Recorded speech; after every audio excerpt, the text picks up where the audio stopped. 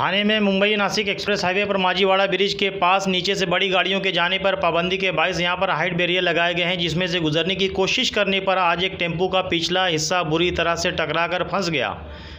चूँकि टेम्पो अपनी स्पीड में था, इसलिए इसके 33 साल ड्राइवर परवीन कुमार अग्निहोत्री, जो थाने के ही वागले स्टेट का रहने वाला है, को कुछ चोटें चेहरे पर लगी हैं, जिसे अस्पताल भेज दिया गया। बाद में ट्रैफिक और डिजास्टर एहलकारान की मदद से टेम्पो को हाइड्रेला मशीन के जरिए बाहर निकाला गया।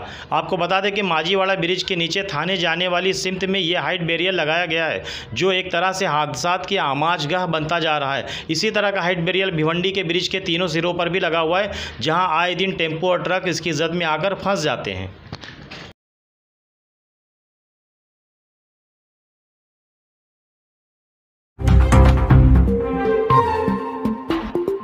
मेरा न्यूज़ को लाइक करें, सब्सक्राइब करें और बेल आइकन दबाना ना भूलें।